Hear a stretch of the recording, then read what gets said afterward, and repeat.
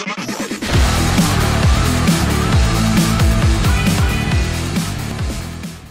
guys, back for another interview. I'm here with Ph4ntom this time. And Ph4ntom, you had some incredible games. I think you won a lot of fans on East Reality and just generally throughout anyone who watched your games, but you didn't manage to win many games in your group. So give us your thoughts on everything that happened.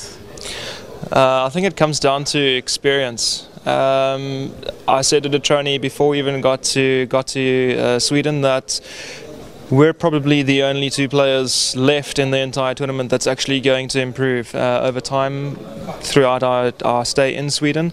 Sadly, it came fast, but too late. We both kind of feel if we managed to play our group games from yesterday, today, things might have turned out a bit better for us. But this is how things are, and it always comes down to who plays better and performs better on the day.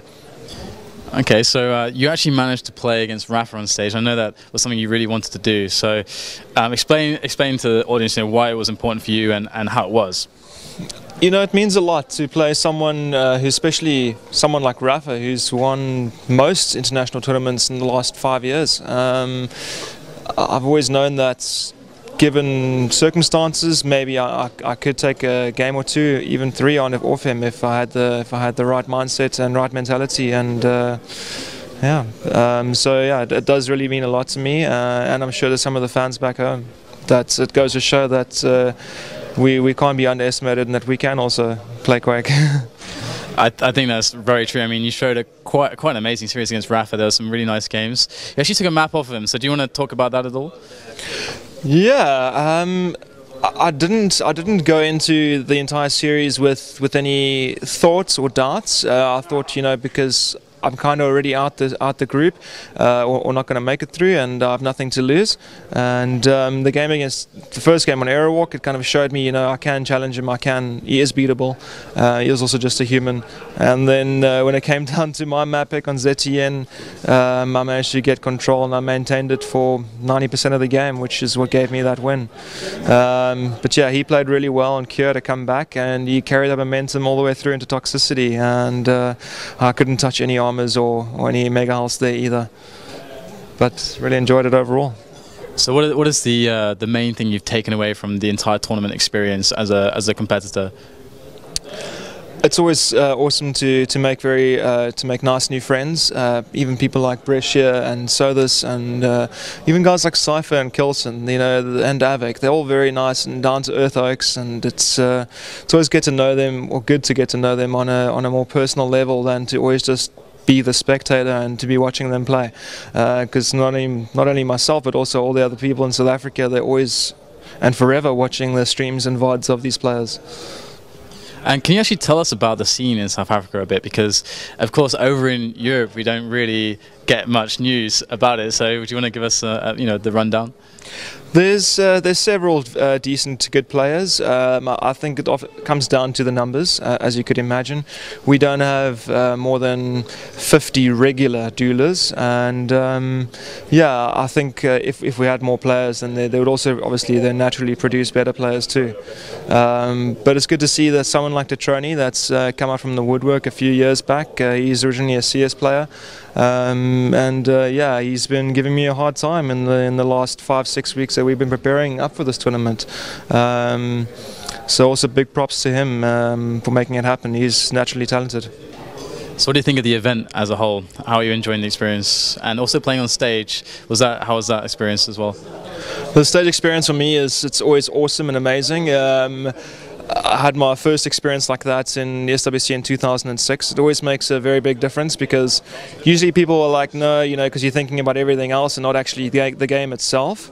But I managed to find myself concentrating and focused, and that's what made a bit of a difference in some of the games. I think you gave a massive shock to Sparty last night. You had a really fun game. I think a lot of people really enjoyed that game. Any thoughts about that you want to share with people? Yeah, I played a lot with him the day before DREAMHACK started. We played about 20 practice games, and it was kind of 50-50, so I knew it was going to be, and perhaps going all the way to 5 maps.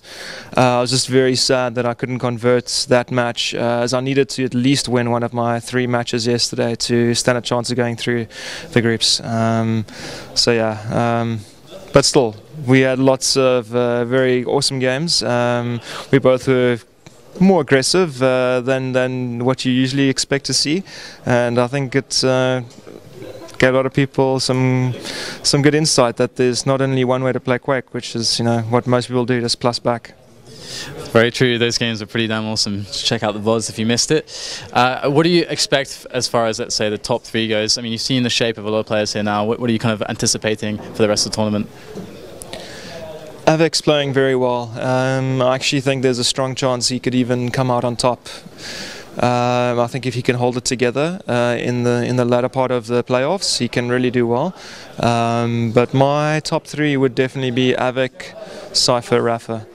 Evil's obviously, he's no person not to mention, but I just don't think he's quite playing as well as these 3 I've mentioned.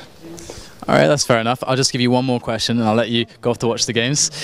So there was some kind of beef, I guess, with you and Matchbox, and Matchbox, he didn't make it through actually. So as well, so what do you want to say about the whole Matchbox thing? Who's, I guess, kind of calling out the South African players? Look, he's obviously a good player. Fortunately for him, obviously he gets to play against them on a regular basis. I think that's also a big defining difference between the South African guys and the Europeans and Americans. I think if Detri and I had to stay in Europe or even live here, I think we could get to a top level and maybe even compete for an international title. But the same applies obviously to the Australians.